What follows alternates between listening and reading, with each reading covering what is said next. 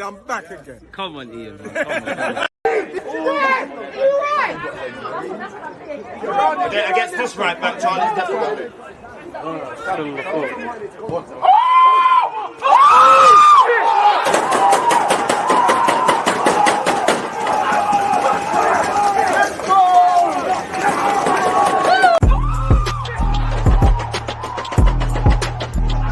There's always just that active red flag defending. I think it's like.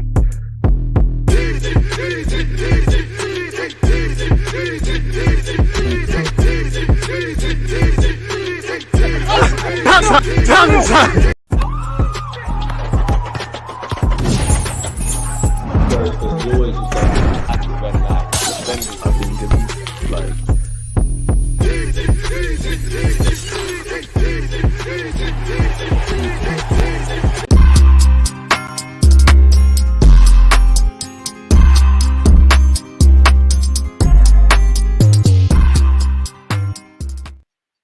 People deluded, I'm back again as usual. Good morning, good afternoon, good evening, and in some cases good night. Appreciative to you lot joining me on Twitter, Twitch, and of course YouTube. If you're on YouTube, make sure you're smashing the like button. People, make sure you're following on all the platforms, the TikToks, the Kicks, the Twitches, the Twitters, etc, etc. All information is in the description. Now I have one favor to ask, that's that you smash the like button, you subscribe if you haven't, and don't forget to have any comments. Let me know your post-game thoughts in relation to us demolishing Sheffield United 5-0.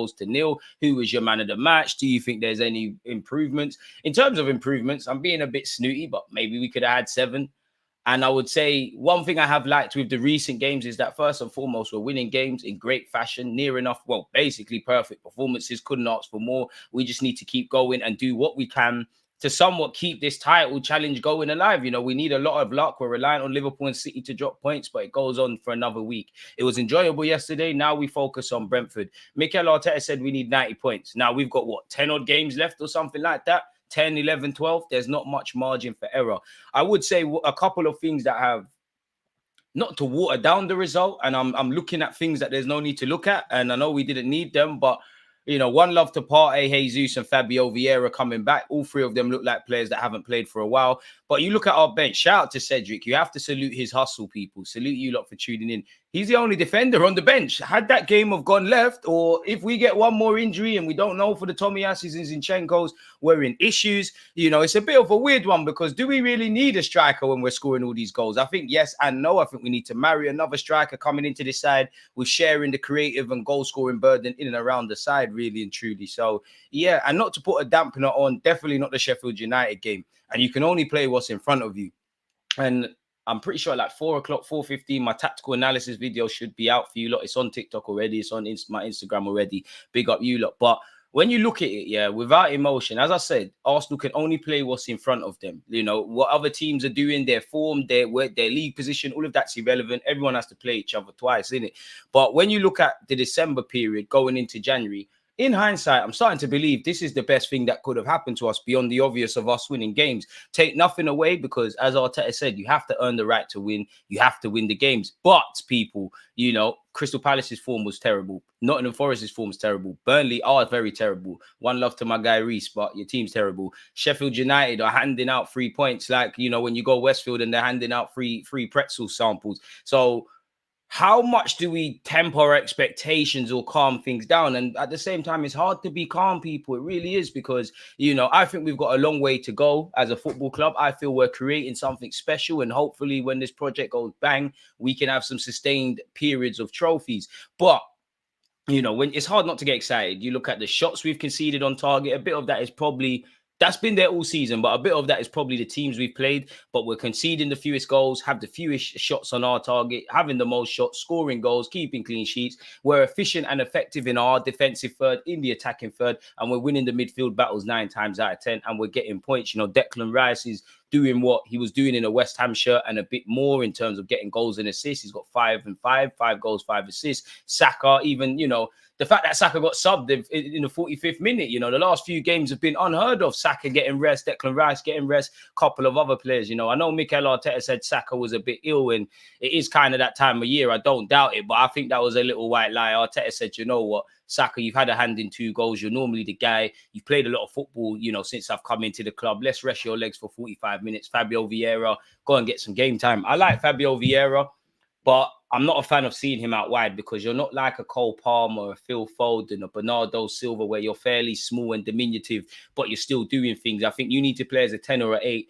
and then it's a myth. He should have probably had an assist. Martinelli probably should have had a brace, but it is what it is. Partey looked rusty. Jesus looked less rusty than Partey, but doing too many skills. But we need our players back. So if they can stay fit, keyword stay fit, there's no more injuries and whatnot, we should be doing all right. You know, Mikel Arteta on Martinelli's injury said that it's just a cut. So we hope he's able to, pardon me, nurse himself back to health and play against Brentford. And that was yesterday was good to see Martinelli score because he hasn't really been, you know, the Newcastle game was a step in the right direction in terms of his performance. But, you know, we've been scoring hella goals. Even Kyrgios chipped in with goals and assists. Martinelli ain't really been there in that regard. So it's lovely all round, really and truly. As I said, all we can do is control the controllables. That's simply put, at this moment in the season, winning games and reliant on Liverpool and City dropping points. We have to go out there and earn the right to beat Brentford. We should be beating Brentford with our form and their form. It's not the Brentford that has been the case since they've come to the Premier League, but it's still a tough game. You've still got Ivan Toney there, and I'm sure Liverpool and City will be keeping one eye on our result. But if we win and get 6 points this week, we know someone's got to drop points between Liverpool and City, whether that's a draw or a victory either side. These are the moments, really. Ironically, we've been great on the road. Our next away game is against Manchester City. I don't expect to score 5s and 6s. I hope to God we do. I hope to God we actually win at the Etihad for the first time in God knows how long, since Santi Cazorla and Francis Coquelele were our midfielders, really. You know, we've still got some tough games, man. Every game's tough. We have to go step by step. You know, whatever you say about Brentford, that's not going to be easy. Brighton away, regardless of their form, is not going to be easy. We've got trips to the Etihad, White Hart Lane, and obviously Manchester United in Old Trafford. These are not grounds that, well, I've seen my team win the Premier League at these grounds, of 2 of the 3 grounds, but we don't have the best of records. So we've got it all to do, but we should feel a lot of confidence. And, you know, the winter break and Dubai, it's simply put, people, it's working a treat for us, really and truly. So you won't get any complaints from me. Big up yourself, Fire. As the man has said, smash the like button. In the past, teams look forward to using us to bounce back from poor form. Glad we're blowing teams away. Amen, amen. You know, it sounds silly, but you know, if you want to win a Premier League title, you need to take points off your rivals, which was, I think, at this moment in time, hopefully it still remains the case. We are unbeaten against the top 6. I must admit, whenever people say top 6, I'm happy we took 4 points off Liverpool, even though we bottled the lead again at Anfield.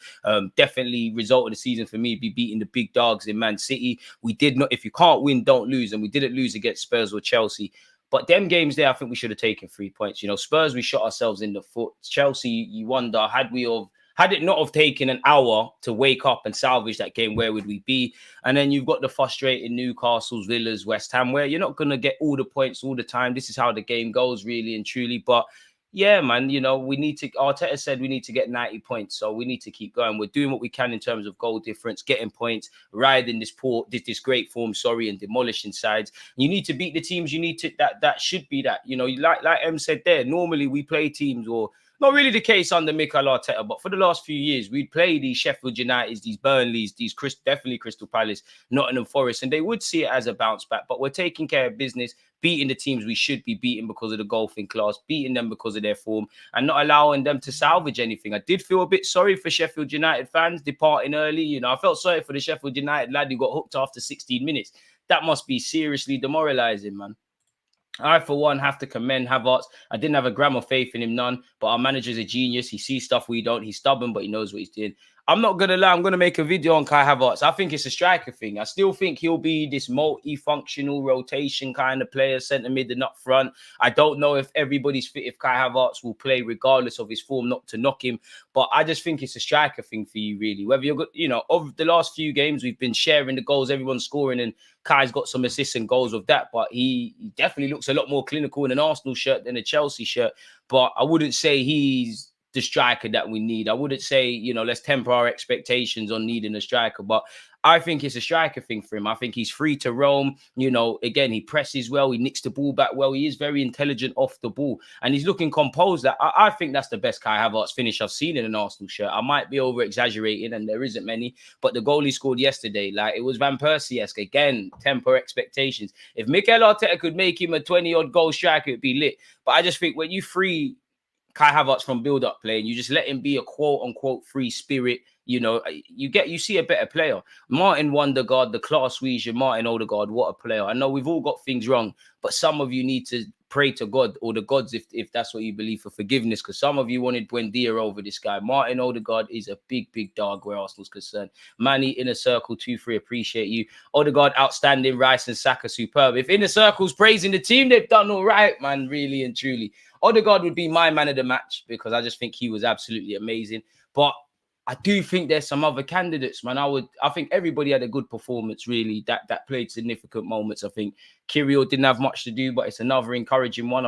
I think Martinelli stepped in the right direction. Jorginho bossing. Benjamin White scored, doing his job. Saliba and Gabriel didn't have much to do, but they shut up shop. You know, I'm happy Raya got a clean sheet, didn't have too much to do, and the offside flag came up, but he did make a good save when called upon. Everybody did their job. But if I had to say, like, my men of the match, I would say Martin Odegaard, Declan Rice, Kai Havertz.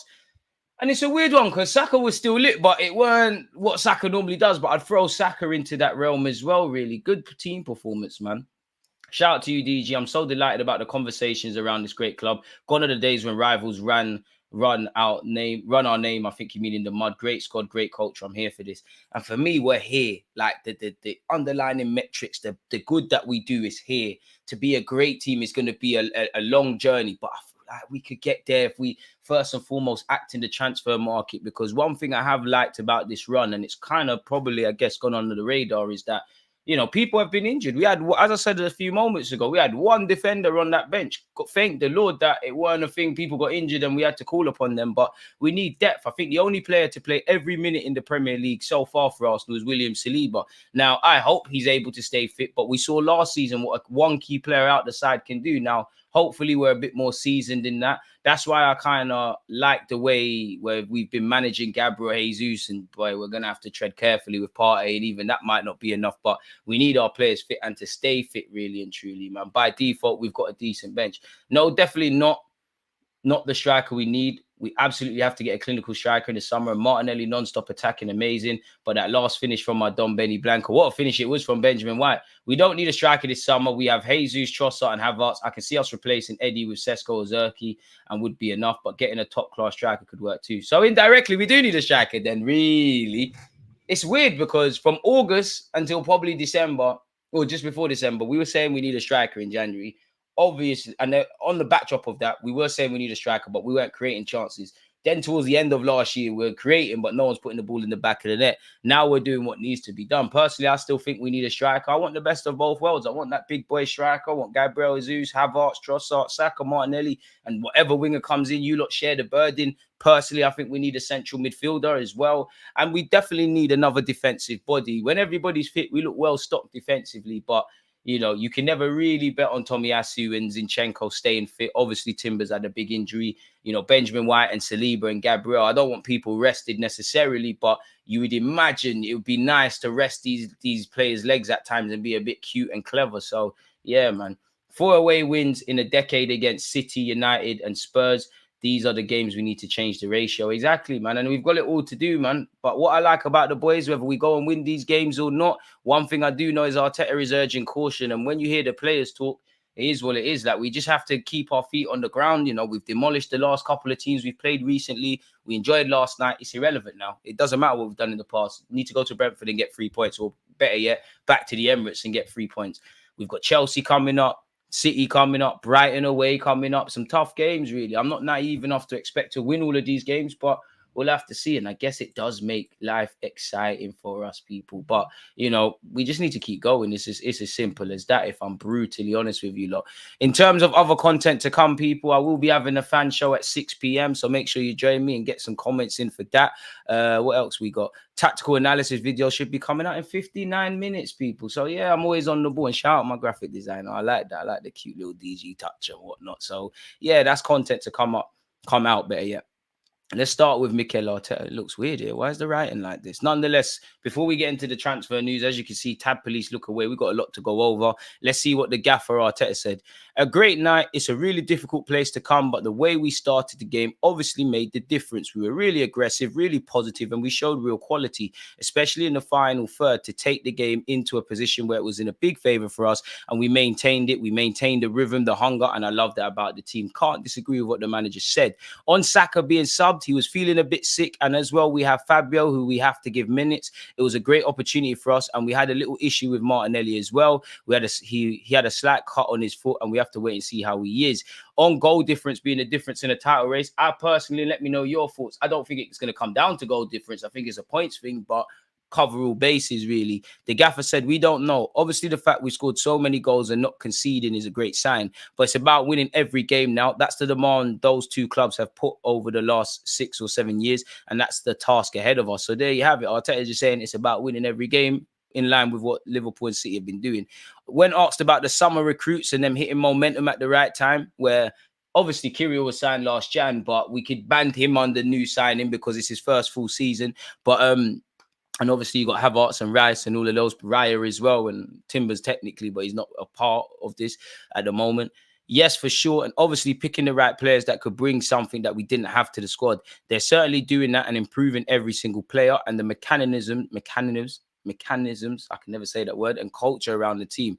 They're doing that, but there's still the most part of the season ahead, and we know that's the case. On the dominance today, people, he said, well, of the game, we are trying to improve in every single phase. They are understanding the chemistry of the players and the desire they have to consistently be better and improve in every area. If they do that, there are moments that you can be as dominant, but it's not easy, that's for sure. On our mid-season trip, well, the majority of the squad will have international games, or on another one, better yet, majority of our squad will have international games, hopefully Benjamin White as well. They'll be flying to different places and they'll have 2 games. So I don't think we'll have the opportunity together. On the team's attitude after scoring 3 goals and actually 5-0 at half time. Again, obviously, that was very early in the game. This is the Premier League. You know the level of the opponent, and you cannot be satisfied when it comes internally from them. That level of demands is what I see every day in training. They're pushing each other and trying to make each other better. And that chemistry is really important to have a chance to achieve what we want. On if the boss asks the players to keep scoring, obviously they know, and the way we train, they know what they want to do. But then you have to manage the game. You have to see as well how the opponent is looking. And today I thought they did really well. The only thing that was scaring me, there was a point in the Sheffield game, definitely their right back, like they're kicking lumps out of our players. I get it, you know, footballers are, like every grown man, is very prideful, but I was thinking, oh, can we save some players here? On Thomas Partey's return today, obviously Thomas is available now to play a certain number of minutes. He needs to build that because it was his first minutes after 4 months, which is a long time. So of course he's going to look rusty. And then, like everybody, you have to earn the right to earn the minutes. And to be fair, on current form, Partey, Jesus, Tomiyasu, Zinchenko, anyone else I'm missing, maybe even Timber. I don't, on ability, yeah, but on current form, maybe you lot don't get into the strongest lineup. Would have been nice to see Smith Rowe, Gaffer, but fair enough. We believe that today was the best option, at least to start the game. We had a long period after Newcastle. It was 9 days. We had the timing. Now it's going to be very different in the next 3 days. We have another game and then Porto, so we're going to have to manage everybody's minutes. On Tomiyasu, he's very close. He's already doing something on the grass, and hopefully we're going to have him very close with us. Hopefully, Gaffer. Interestingly, though, nothing on Zinchenko. So maybe that's worse than expected. Maybe it's better than expected. Maybe he just wasn't asked. Benjamin White, doesn't give many interviews, has said, when you go a few goals up early on, it takes the pressure off. It allows you to enjoy the game and score more like we did. We just played so aggressive from the start, created so many chances, and with the players that we've got, we put them away. Then he said, yeah, I wasn't sure, to be fair. I shot, obviously, didn't look where I was shooting and did a little spinner. Oh, no, look, finish. So I didn't actually see the ball go in. Benjamin White's goal was a better goal than anything I've seen Hudson-Odoi, Anthony, or Jadon Sancho do in the Premier League. I'm just sending shots at rivals, people. Don't mind me. But obviously, I heard the crowd and was really excited. I don't score much, so it's really nice. Yeah, definitely. I think you obviously see all the goals and it's glorious, but it's tough at the back, and we've done so well again today. Hopefully, this is just a start and we can kick on for the rest of the season. Now, if you haven't smashed the like button, make sure you've done such. Allegedly, Arsenal will seek to make major improvements to the squad in the summer transfer window with a striker and central midfielder, the key areas of investment, according to reports. music to my ears. I don't think that's anything new. Allegedly, we were hamstrung by FFP regulations in January, which meant we were unable to bring in any reinforcements. As we know, we brought in Kai Havertz and Declan Rice for a combined 170 million, which he's doing his thing. Jesus has failed to establish himself as a consistent attacking threat. Partey and Smith Rowe obviously have had serious injuries. According to Romano, both positions are areas the Gunners will look to invest heavily in ahead of next season, and the club have already begun drawing up targets. Edu alluded to that when he spoke on BT, or better yet TNT Sports, and that's not necessarily isolated to Arsenal Football Club. You'd imagine every club in England has, you know, they're talking with their potential targets and dotting I's and crossing T's and the rest of it, people. He said, the expectation is for Victor Oshimen to go. This is a very clear message that we're getting. So the idea is for Victor Oshimen to try a new chapter. We know there's been long-term interest from Chelsea, but there's also interest from Arsenal. We've also heard about Victor of Sporting Lisbon. Arsenal are monitoring different strikers. Let's see if Oshimen will be too expensive, because Arsenal want to make a very big investment in midfield. Keep an eye on Arsenal this summer, because in midfield and in the striker position, they want to invest important money. We're going to need to. And this article has said we're once again still interested in Martin Zubimendi, who is available for 51.2 million in brackets 60 million euros, obviously due to a release clause. Ivan Toney's been linked with Arsenal, and Thomas Frank, the sporting director, and Ivan Toney have all alluded to such. And, you know, Ivan Toney's going to get a great audition at the Emirates on Saturday. Hopefully we keep him quiet. We were once linked with Mark Gurhey of Crystal Palace. I don't know anything, but when we're linked with Gurhey and all of these kind of Delit and stuff like that, I'm not saying we shouldn't bring them in. Who doesn't want depth? Like I said, Saliba deserves to play, but he's played every Premier League minute. It'd be nice to rest his legs and Gabriel's. But are we really going to spend 50 million quid plus on a centre defender, where you could argue heavy investment is needed out wide, or more money could be put towards signing another winger, a central midfielder, or a striker? So I think the Delits and Gurheys are not a thing, unless Arteta is planning to dislodge one of Saliba or Gabriel. Before it's worth, Crystal Palace will demand at least 50 million for Mark Gurhey, people. We've gone over the Oshimen stuff, so we'll have to see. I don't think we're going to go for Oshimen, but who knows? Apparently, Tierney's Arsenal career is entering the endgame, according to report. Charles Watts believes the former Celtic star would have exited permanently last summer if a deal could have been struck before he joined Sociedad on loan. Tierney has turned heads in the Basque Country. However, the injury bug has struck, and his time in La Liga could also come to an end in the summer. Javi Galan, who started against Celtic in the Champions League earlier this season, joined on loan from Atletico Madrid and has earned regular minutes at left back. Now all eyes are on Sociedad's team sheet for the Champions League last 16 clash with PSG to see who gets the starting gig between the two temporary options. But it appears certain Tierney will not play for Arsenal again under Arteta. Speaking on his YouTube channel, he said, I think Tierney's time at Arsenal is coming to an end. I don't know where he's going to go in the summer. Arsenal are open to selling him permanently. Last summer, they couldn't do that. No real bids came in for him, so they sent him off to Sociedad. So as much as I rate Tierney, why did no offers arrive? Or no offers, maybe offers arrived, but they weren't suitable for Arsenal. So it's an issue there. Whether Sociedad will turn out permanently in the summer, we'll have to wait and see. He's made a good impact there, but he's had injuries again, which have disrupted his season. I don't see a way back for him at Arsenal. And I mean, with, you know, you'd imagine Zinchenko with 2 years left on his deal. You never know, but you'd imagine he gets a new deal. Kyrill's going from strength to strength. We know we invested significantly in Timber, and he's to be fit. And Tomiyasu apparently has signed a new deal. So, and they can all kind of play that inverted role a lot better than Tierney. What I would say, though, if I was Tierney, Kyrill's playing like a traditional left back. I'd be watching Arsenal and thinking, Gaffer, why didn't you make Benjamin White invert and make me play like that, rather than me looking like a fish trying to climb a tree? But fair enough. I mean, I'm excited here. We've got the same thing 3 times here. Let's see what the Sun newspaper has said in relation to Arsenal, specifically transfers. Well, big up Alicia Russo for joining Arsenal. Big her up and whatnot. Supercomputer has predicted the final Premier League table this season. Don't want to see that. We've already gone over Tierney. Charlie Patino may already be thinking about a transfer to Juventus this summer. Agent Frattini has claimed. I mean, big up the 20-year-old, but does it make sense to go to Juventus? Obviously, if they got a plan for you, but does it make sense, or does it make sense to take a step down, develop, and then make them steps? But he said, I've noticed that Charlie Patino has gone a little down morally lately. He has not raised his level. I wonder if he's already thinking of going to Juventus in January and if he's ready to go in June. Fair enough. Douglas Luiz has still been back to join Arsenal, and Gilberto Silva, our former midfielder, has talked up his praise for the midfielder. He said, who's been called up by Brazil. If not next season, then maybe at some point he's progressing, he's improving, he's very well adapted to the Premier League. He's proven himself that he can go to the next level. I personally really enjoy when a Brazilian player comes to the Premier League, which for me is the most difficult league to play, especially for South Americans to come, adapt and do well. But he's proven that he can, and he's doing a great job. I'm happy to see another Brazilian come to league that's doing a great job. It keeps the door open for the Brazilian market, keeps the attention on Brazil. And why not Arsenal next season? It would be a great move for the club, I guess, for him too. 100 million though. I mean, everybody's expensive essentially, really, man. So you got to pay the going asking price.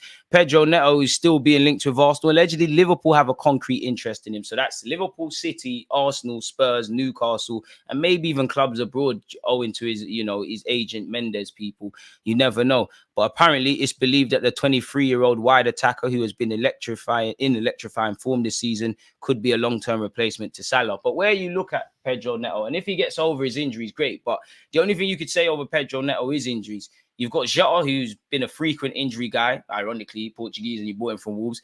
Pedro Neto, would Liverpool go for that? And I think Arsenal, Liverpool, City got the money, but City, I think everyone will wait for him maybe to angle for a move out of Wolves because I don't think they're going to get 80 million. I don't blame Wolves for asking for that when you look at Anthony and Sancho and Woodrick and all of these kind of players, but you get it, people. It's believed that Wolves could have to cash in on Neto by June the 30th, which has opened the door for him to secure a mega money move to a top Premier League outfit. Sources have also told Football Insider that the Molineux side will demand a fee between 50 to 60 million for the Portuguese international amid interest from other elite clubs, including Premier League title challengers Arsenal. Fair enough, and he is versatile. He's got 3 goals and 11 assists in 22 games in all comps, and 9 of those assists have come from just 18 games, people. He was unavailable for an 8-game stretch in the league when he got a hamstring injury between early November and late December. Since the start of the 2020-21 season, he has missed 88 games for club and country through injury. I mean, for country, does he get called up for Portugal like that? I don't know, because that might be making it look a lot worse than it is. Now, where you look at Reece Nelson, Smith Rowe, and Eddie Nketiah, you could believe they're going to depart the club in the summer, people, but they might not. Apparently, former Everton chief Keith Whiteness believes Arsenal are keen to hold on to Smith Rowe, Eddie Nketiah, and Nelson for at least another season to provide depth in Mikel Arteta's squad. What specifically has he said, people? Apparently, between them this season, they have 47 league appearances. But that's adding them all together, surely. And none of them are the main players. No, they're going to be there for another season at least. Who knows? Everybody's got an asking price. If there's an offer for Smith Rowe with his injuries, they might say, cool. Eddie Nketiah, they might say, we're bringing in another striker. We've got some versatile players here already. You could go. Nelson, it all depends if we probably get a winger. I think the beauty of this, he said, no, they are going to be there for another season at least. I think the beauty of this particular squad that Arteta has built is that there's at least some relative depth there. And I think that's important for Arsenal. The depth wasn't there in years before. But then again, you go through the squad. Is it the strongest of foundations, people? Because Smith Rowe picks up injuries. Fabio Vieira does. Nelson does. Jorginho does. Zinchenko does. Thomas Partey is the poster boy for that. And if not him, then you got Tomiyasu.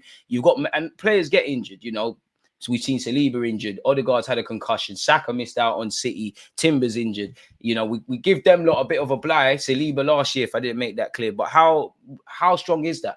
We had one fit defender, for example. And if we want to get to where we want to get to, we need more durable players. You look at Gabriel, Saliba, Declan Rice, Bukayo Saka, Benjamin White, and some others. Trossard's had some knocks, but he's fairly durable as well. So that might be it. I don't anticipate any of those 3 going this summer. I think they're enjoying what they're doing there. Fair enough. I want to keep Smith Rowe the most out of all of them, but I understand money talks, cash talks, really and truly. What else have we got? So we've gone over that. Neto will move this summer, says Fabrizio Romano. Wolves have not communicated any price tag for Neto. So we've seen 50, 60. We've seen as high as 80. Romano has said nothing's been communicated. But the feeling, speaking to sources, that in the summer, he's expected to join a very important club. He's been in the list of many clubs in recent years. A few years ago, he was really appreciated by Arsenal. Then Liverpool and also other clubs started following him. I will include Tottenham because I'm hearing there's someone in the club who is a big fan of the skills of Neto. So a lot of interest. So let's see what happens there. But the Portuguese winger is absolutely going to be one of the names of the summer. And we followed him since his Braga days. So we'll have to see. Once again, this article, it said people, they want at least 70 million euros. I think 50, 60 is fair.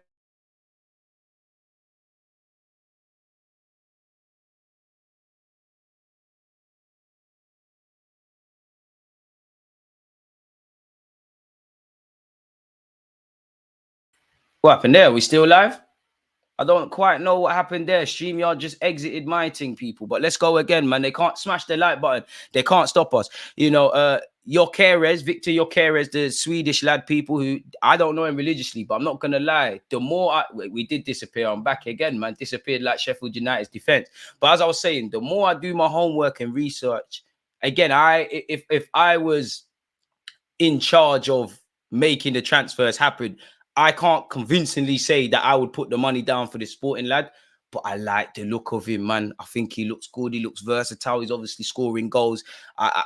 I have to admit, I was sleeping on him a bit, really and truly. A man said, yeah, you disappeared. It was Carragher. He said you were over celebrating. I lost you, but you're back now. I can't lie. My heart dropped. I was like, no, is the internet gone? No, not while we're live. Smash the like button. You see the risk the guy takes for you lot every day, people. But yeah, on a serious note, and he's also 25 and he's been incredible since leaving Coventry City for Sporting Lisbon, people. They signed him for 20 million. So some of the fees you're seeing, it's going to be a madness. 32 goals in 35 games overall this season, with 18 of those coming in 22 Liga Portugal matches. It's arousing my imagination, people, about what we could have up front, really and truly. I'm for it, people. And I do wonder if, I don't know who, but will Arsenal, striker is one thing. Maybe buying a winger that is going to score a heavy amount of goals and persisting with our striker options is another. And I'm not saying him because I don't know him like that, but could there be a reality where, and I don't know who, for all the links with Sesko, Oshimen, Vlahovic, Tony, what have you, could there be a reality where we sign a fairly versatile attacker, someone that can play up front? Like, if you could imagine, not like for like, but someone like Gabriel Jesus, he can play on the left wing, right wing, and up front, but obviously carries goals. Is there an angle where Arsenal might do something like that? I don't know. I'm just being devil's advocate. And it's crazy because we're saying we need a striker, and I do think it's lazy to just look at the goals we've scored recently, which 31 goals in however many games is amazing, people, but we need a striker, man. For what it's worth, though, we're looking to add firepower once again. Oshimen, Ivan Toney, and the sporting lad have been name dropped. Need a new name, really. Apparently, we're still linked with Rafinha and Ferran Torres. It's a no from me. Well, I'm really upset about Tierney. How many tabs? Once again, Charlie Patino. I would love Charlie to bag a spot, but I think the club might say, you know what, you might be someone that we could sell for a profit here, if I'm honest with you. You, Lokonga, bring in another centre mid. Jorginho stays for another year. We don't know what's going to happen with Thomas Partey regardless. But yeah, speaking of strikers, Mika Beref, the 21-year-old, is doing his thing over there in Austria, people. His third loan spell away from Arsenal Football Club. Been on loan in Scotland, Austria, and obviously, it will come to me, Holland. So he's doing his thing. I mean, we'd all love a homegrown striker to come from the academy, but he could be another one. If he's put himself in the shop window, did the club say, like what we did with Balogun last year, you know what? Let's make our money and go. If Lokonga keeps doing what he's doing at Luton, let's make our money and go. Charlie Patino, probably need to give him a new contract. He's got a year or two left on it. Let's make our money and keep it moving and reinvest. I don't know. Because the better we get as a football club, unfortunately, it's going to be even tougher for these homegrown players to make it. Now, I want to be wrong. I personally think we're going to lose Cozy, Drewbury and Waters. Because, if I'm Waters, he only had one defender on the bench yesterday, and it was Cedric who's going to be out. And in the last few games, you could have got a 1-2 run out, really. So, yeah, man, big up Mika Beref, but I just think we might do what we need to do in that regards. We've gone over Thomas Partey and Tomiyasu, so I don't need to bore you lot with that.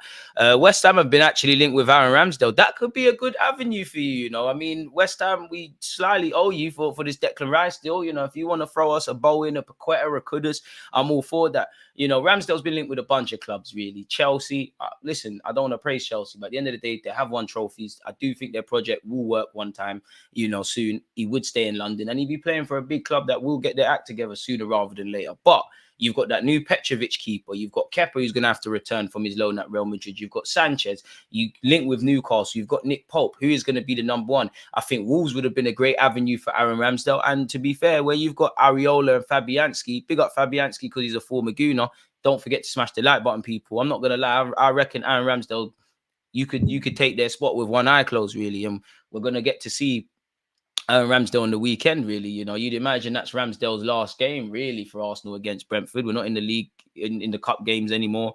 Depending on, you'd imagine by the time we play Everton at home, Yeah, we play Everton at home. You'd imagine the league would be decided by then. Hopefully not, if Arsenal could still be in it. But you'd imagine, like with Xhaka last season against Wolves, that would be Ramsdale's last game.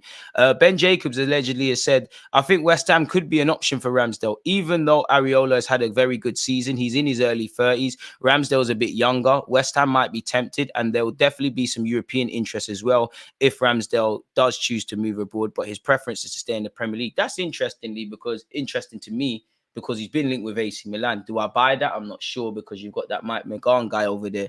That's why I think that something might develop with West Ham. So wait and see. Just make sure you get our little sell-on clause if that's the case. What is this? Arsenal player would be delighted to join Barcelona. Deco starts getting imaginative. Now, Jorginho's been linked with a new contract at Arsenal. His agent hasn't said he's leaving, but hasn't played down reports to the Lazios, the ACs, the Inters, Juventus, and ultimately a return to Italy. I mean, if I'm Jorginho, I'm sure you're happy. You know, you're a valued squad member. You look like you know your role at Arsenal. You're a big influence allegedly off the pitch. You're probably happy in London. But if there's a Saudi payday, I'll never begrudge Cedric.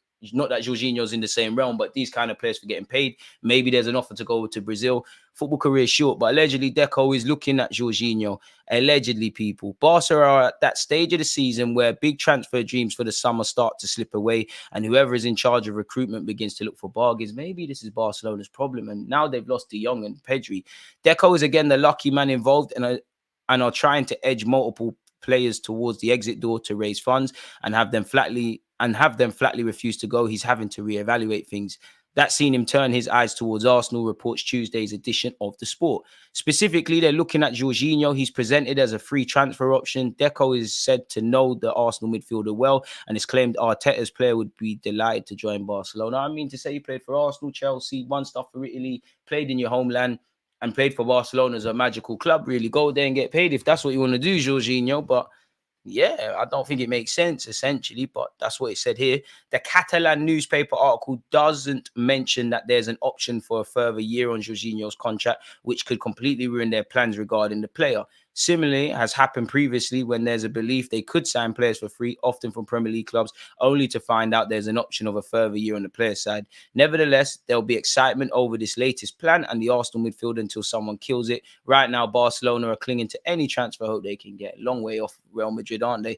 Ethan Nwaneri, apparently he'll sign a record-breaking deal after Man City's offer. And apparently there are some rumors that he'll be the highest paid pro deal at the club. And the same, to a degree, is said on young Miles.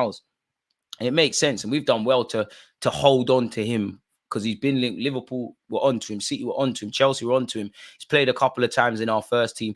Be interesting, because I think right now, being 16, soon 17 when he signs a pro deal, and obviously at 17 you can only sign a 3-year deal. So within the next year, from the point of him signing one, we'll have to negotiate a proper one. But it'd be interesting to see his development. You want to keep the pathway. I think in his youth now, he could be used as a wide option. But the man himself says, I believe I'm a 10 or an 8. Naturally, I wonder where that takes him, people. It's believed Man City have made a substantial offer, sources say, for the attacking midfielder, while Chelsea also held strong interest. I'm not saying you won't break through there, but with the sheer volume of talent at Chelsea and City, apparently Arsenal are changing our recruitment and we're looking to find these best youngsters. But where's the pathway? Essentially, I know there's a bunch of Cobham players playing in the Prem. You could say, Cole Palmer, Foden, young Oscar Bob, but you've got, and I'm capping a bit, but you've got Eddie Nketiah wearing the number 14. You've got Smith Rowe wearing the number 10. You've got Saka wearing the number 7. You've got Nelson in and around. Like, the homegrown lads you're about. Joe Willock and Iwobi were here for a point. They did their thing. So, yeah, man, really. And I personally think Mikel Arteta is only on these kind of talents, really. I think if you're on what Saka's on, what Ethan's on to a degree, Miles, I think you'll get chances. I don't think he's going to just throw his hat on one, if that makes sense, people. So that would be great to see, man. And he scored against Chelsea last week, people, for the under-21s. Romano on Jorginho has said, Arsenal will speak to Jorginho's agent in the next weeks. There'll be conversations about his contract. Jorginho's agent confirms that Arsenal will have their priority. He'd be happy to stay at the club, but of course, we'll have to see how these conversations go, which would be very interesting. And Jorginho, the man himself, has spoke. He said, we keep working hard, which, what more can you say, really and truly? On Thomas Partey, we've already seen that, and we hope he can stay fit. That's Bukayo Saka. I think he's got 50 Arsenal assists in all comps, and he's got 34 in the Premier League. Now, he's got a long way to go before he's mentioned in the same realm as Thierry Henry and Dennis Bergkamp and players on that list. But bro, at 22 years of age, you're on a list where Arsenal fans, young and old, you've got Dennis Bergkamp, Thierry Henry, Cesc Fabregas, Mesut Ozil, Aaron Ramsey, apologies, Theo Walcott, Perez, Van Persie, Santi Cazorla, all have achieved great things and are all household names for various reasons. You're on the right trajectory, aren't you? If you're with them, we do hope Tomiyasu's back sooner rather than later. PSG apparently reportedly preparing to submit a record offer to sign Saka. Unless you got 200 million, F off, mate. F off. Go buy Rashford. Weren't he compared to Kylian Mbappe and all of that? Allow it, man. Allow it. Unless you're gonna, 500 million quid, man. Forget all of that. Every player's got a price, but if even in today's day and age, if you was to sell Saka for 100 plus, I'm lying a bit, but 200 million, it's not really gonna go far to get the quality, because you're gonna have to, for someone that's in the same realm as Saka, you're gonna have to do that. And whatever people say, Saka is one of the best wingers in the world at this moment in time. And where it comes to right wing, he's top 5. People say, oh, well, there's no other wingers about that can challenge him. That's their business. Saka didn't pick when he was born or the present he finds himself in. Oh, Saka clinched our February Player of the Month. I'm not going to lie, big up Arsenal, but I thought that was the Premier League Player of the Month, people.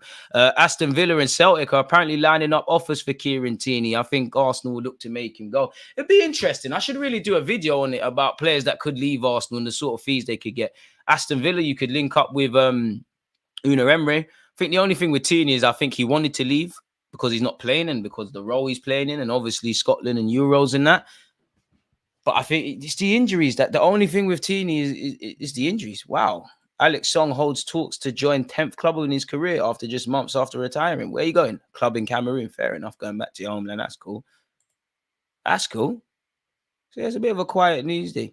Odegaard said he was scared to celebrate. Do you know what? Jamie Carragher's a good sport, man. I won't hear Rodrigo. Top 5, and I don't care if there are 4 right wingers better than him. Well, people can be better than... You know what it is when it comes to Bukayo Saka? People can say this player is better than him, that player is better than him. He's not entertaining.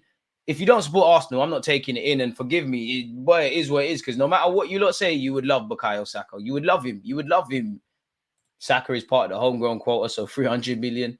My point isn't to keep him because I want him in the team. So Nelson can go the following summer. That's my point. What are we talking about here?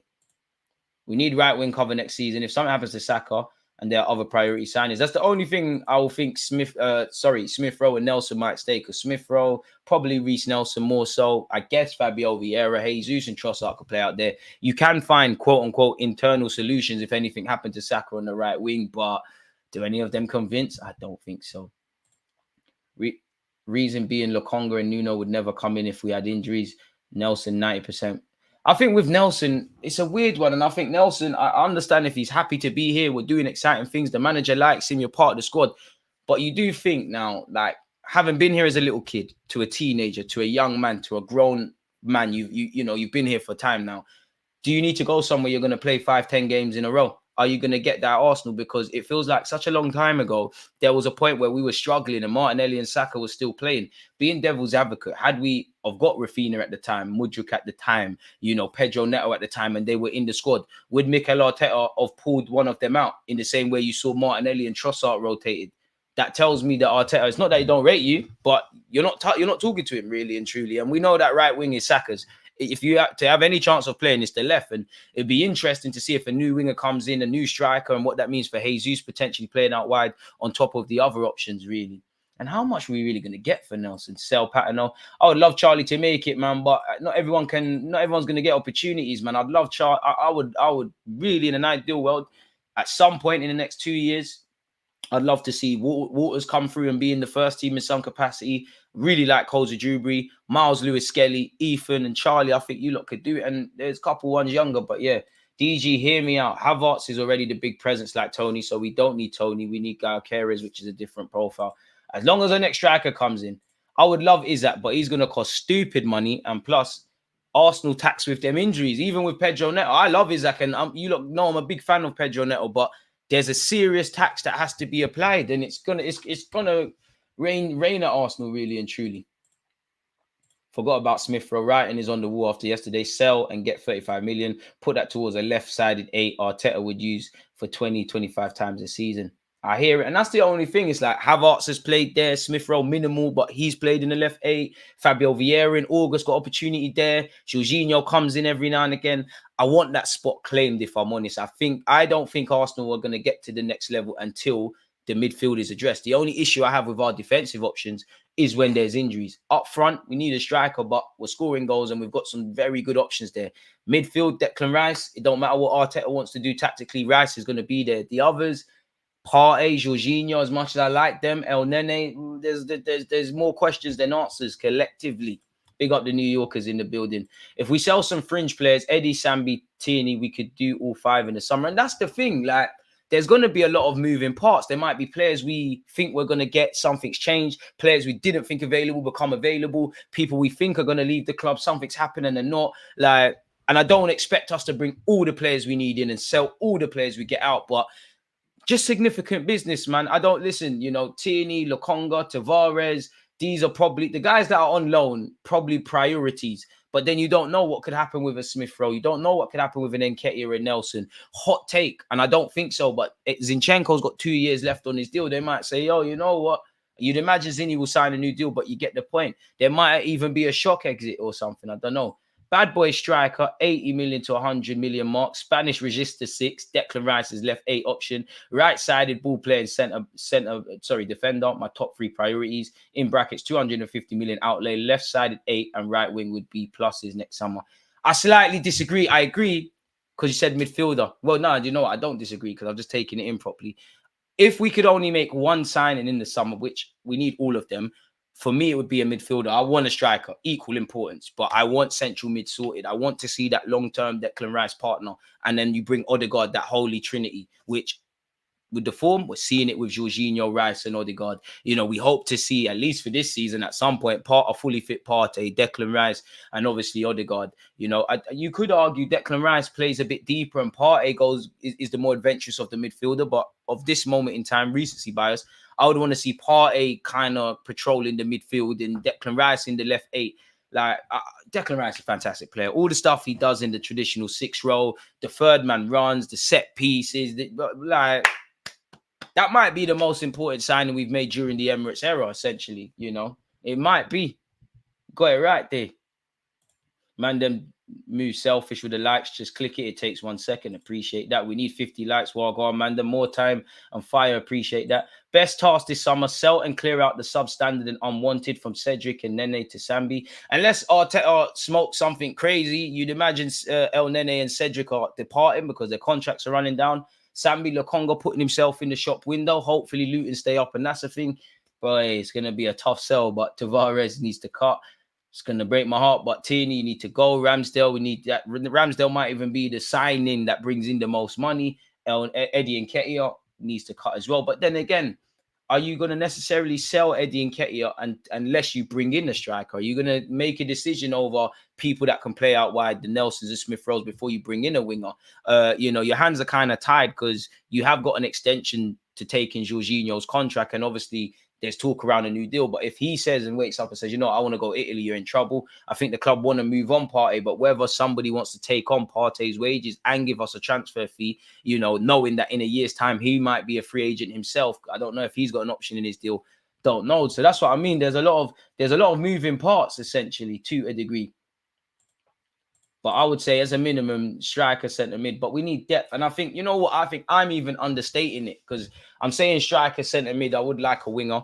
And to be fair, I do say versatile centre defender. But we need a defender, man, especially if Tomiyasu and Zinchenko are going to stay because they can't stay fit for prolonged periods. I am being very harsh.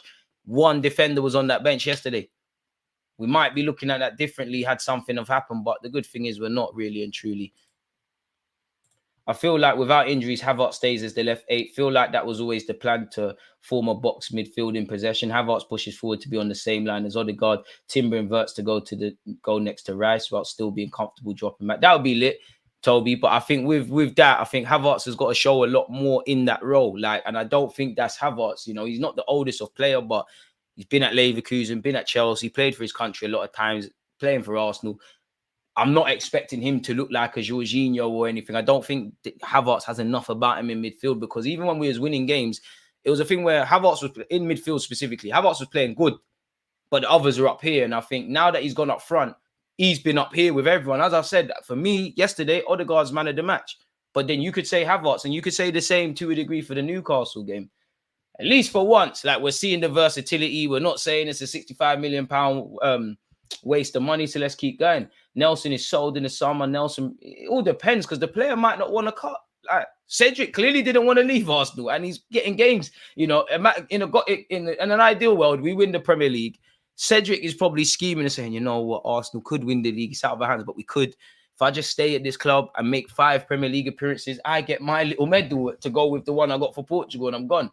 Tierney, I feel for him, is just injuries and just doesn't do what today's fullback, very classic defending. True. I hear that, man. It's a sad one, but we have to get comfortable with uncomfortable decisions, man. I would like Sesko, man. Very real, but yeah, man. I'd be for him. We're on track to score 100 goals this season, the most in Premier League history since last season. That wouldn't be bad for a team that lacks a striker. Wouldn't be bad at all. Make it happen. Arteta said we need to be a team that can score 100 goals, and we need to be a team that can get 90 points. Whether we're able to do that's another thing. Possibly Ramsdale's last game at the Emirates this week. The Sheffield side might be worse than Derby. They're defo up there, man. I don't want to be disrespectful to Sheffield United, but like we could have. It's easy for me to say, because I'm not a Sheffield United fan, but we could have scored 5 or 6, and there could have been some degree of pride in that performance. But take nothing away from Arsenal. We know we were superb, but they didn't make it difficult for us. Look at how they were clearing their lines. Like it was Sunday League-esque. They're slicing the ball and all that sort of stuff. And we've scored like 5 goals, and I'm sounding like Graham Souness, but the kits are not dirty, really. When it was a bit of fight, it's that Bogle guy trying to kick our players. Trying to kick our players to high levels. DG, how high is Max Dolman's ceiling? That boy is looking like the truth. He's 14. Who knows? He's got great technical levels, playing up. He looks a very good player. Let the man develop. We got to remember, I'm not saying you're not, but he's 14.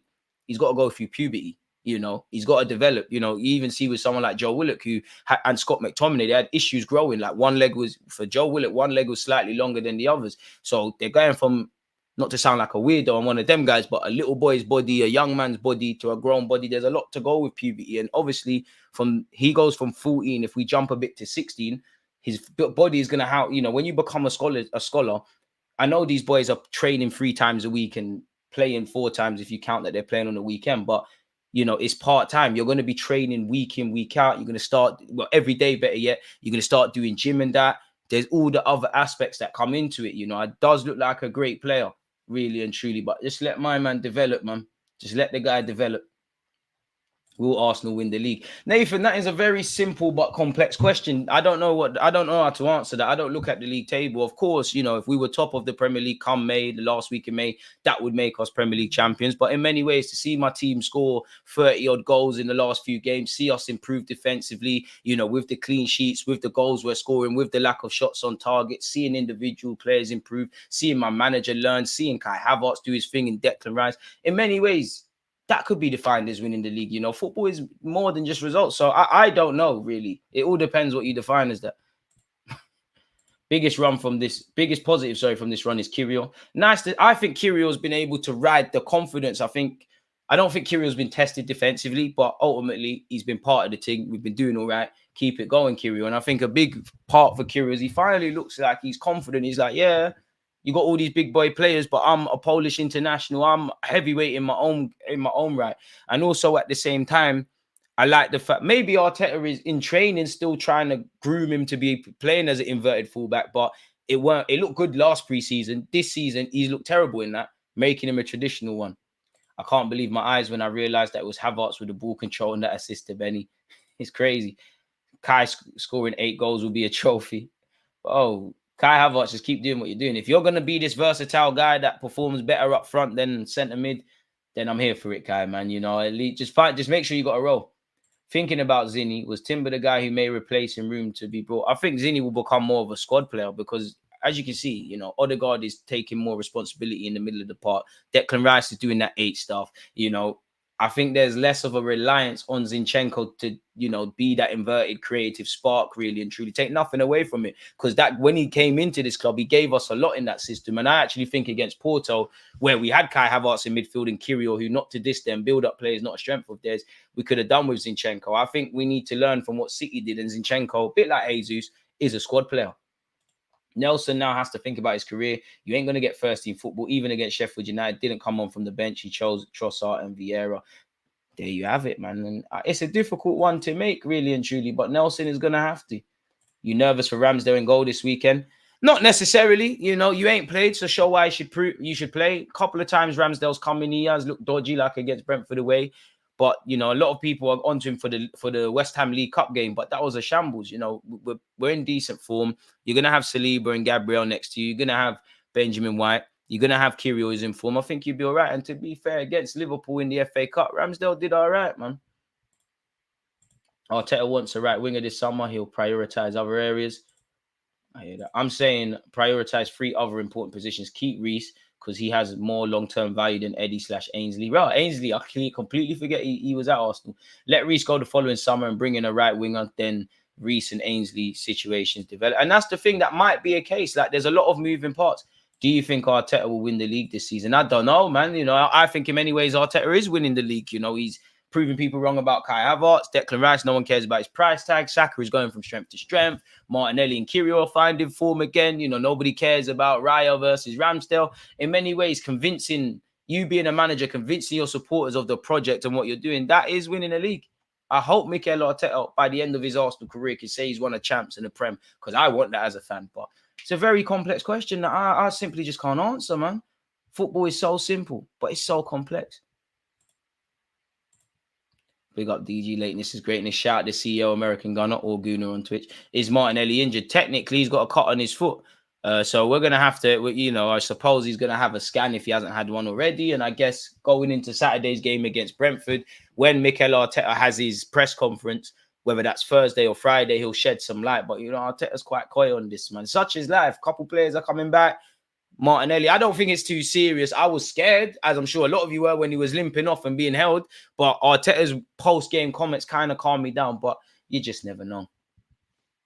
What's the league? Life is a league. We all lose and win. Amen. I'm copying that one 100%. Was the best Monday I've had in a while. Hope you're well. I'm good, man. And it was, man. But then again, it's been great for us. We've just been smashing up teams. Boy, I don't know which win was better. Like, was yesterday's win better than Burnley's or West Ham? Out of the 3, what would you lot say?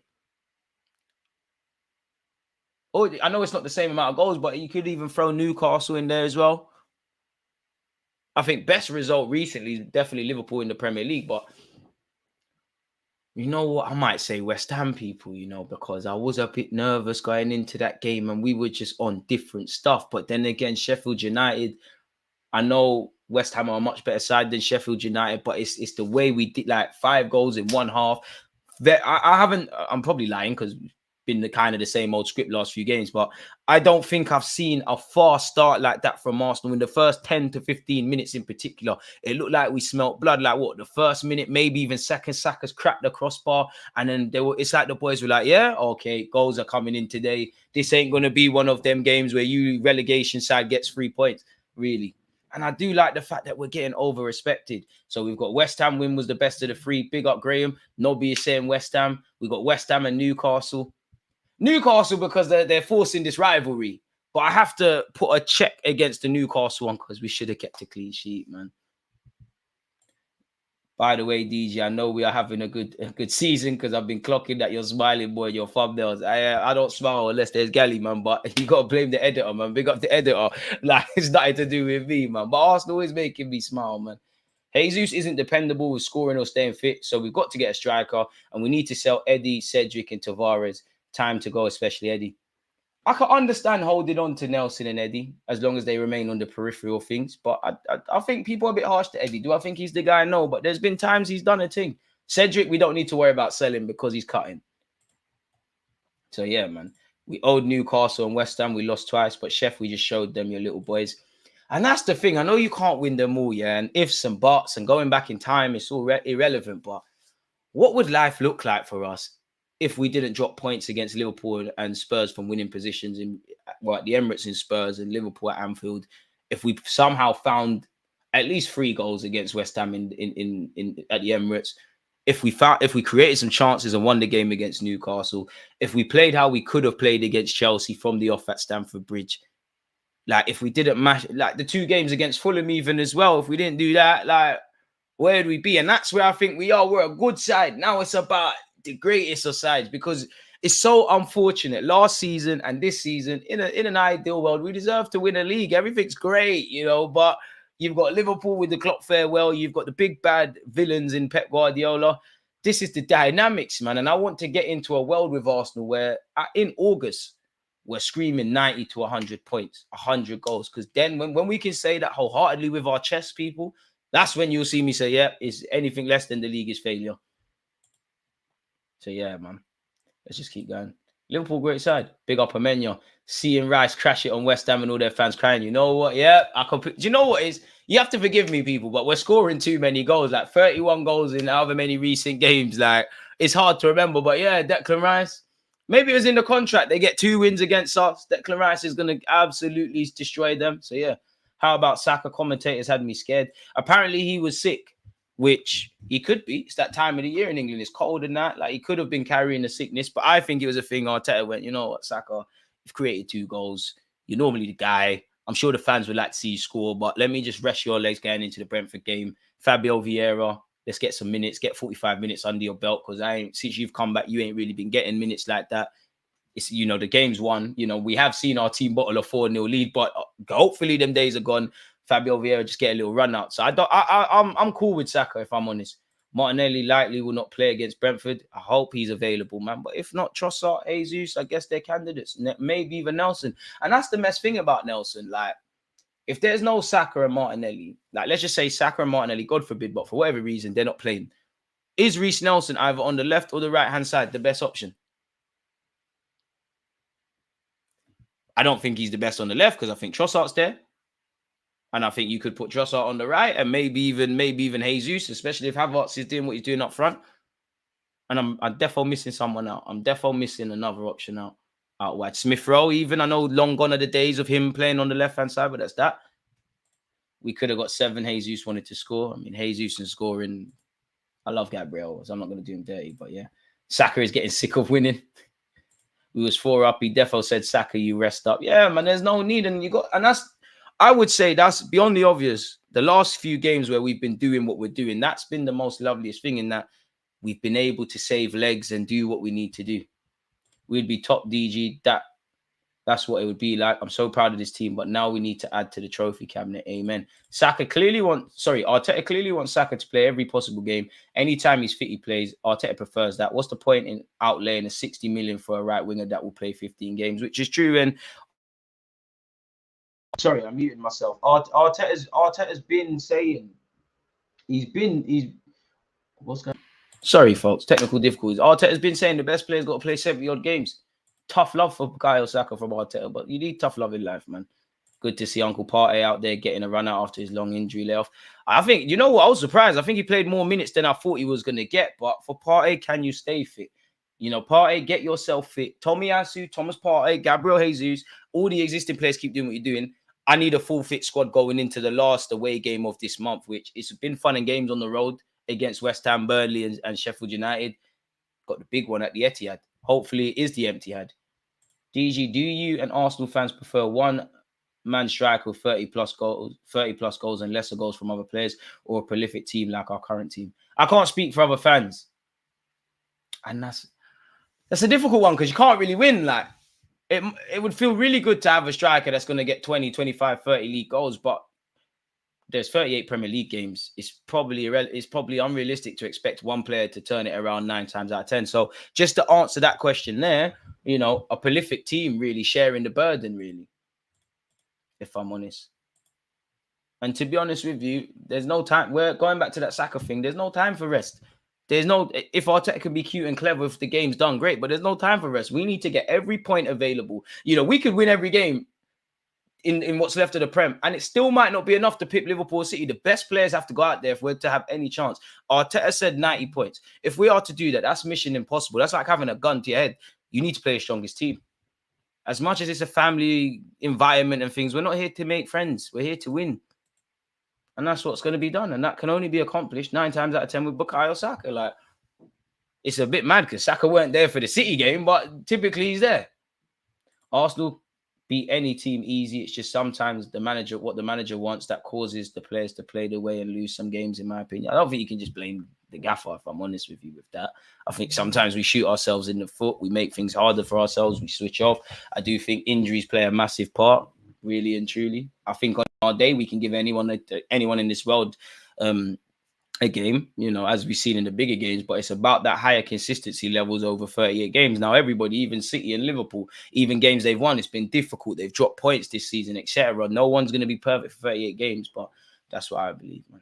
We keep Nelson. Eddie's got to go. Man can't score a goal against an under 12 team. It's annoying. Bit harsh on him because he's the only player that's played up front at Arsenal this season. For as much as Havertz is doing well, and I'm very fond of Gabriel Jesus and Trossard, he's the only one that's got a hat-trick this season. So I do think Jesus needs to go, but harsh. Saka did get player of the month for February. Do you think Ramsdale got his last home game versus Brentford? Probably. Dependent on what's there to play for in May, as I said earlier, then you might get a run out against Everton. But yeah, man, Ramsdale's got, 180 minutes tops in an Arsenal shirt. God forbid. The only thing you can see changing is if Raya got injured or a serious drop in form. The problem with getting top players is that they want to start. So today it's difficult to create a strong bench without any drop-off unless you're one of the best teams, and even then it's difficult. It's true. But then I know we're not City, but the guys they could put on the flanks, like right wing, Phil Foden, Bernardo Silva, would be nice to have one of them. I don't know what Højlund won, man. This Arsenal team is deadly in football terms than what we are thinking of. I hear that. Really and truly. So yeah, people, you know, again, it's been a fantastic hour. I don't want to waste any more of your time, people. It's time for me to get a late lunch. But the good news is, people, in 9 minutes, I went over the Arsenal-Sheffield United game. So there's obviously from a tactical point of view. So that's out there for you lot. 6 p.m. I'll see you lot to do a fan show, people, where we'll go over probably the same talking points today. And I'll shut up and ask the questions and be devil's advocate and let other people speak, because as much as I like speaking to you lot, it gets exhausting, people. So yeah, make sure you've got your notification bells on. Make sure you're following on Instagram, on Twitter, on TikTok, and all of that good stuff. The information's in the description. Thank you lot for your lot's talking points, the silent listeners, everyone who's hit the like button and subscribed in advance, and all the other things, people. So yeah, man, the good news is, you know, I'll be back soon at some point. So yeah, man, you lot stay blessed, stay safe, enjoy what's left of your Tuesday, and I'll see you lot again soon. In honor of Benjamin White scoring a pinger from one fullback to another, let's go. Against this right back, Charlie.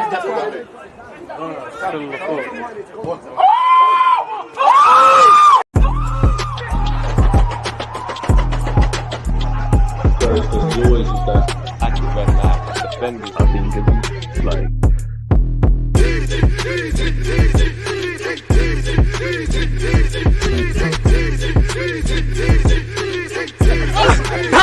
always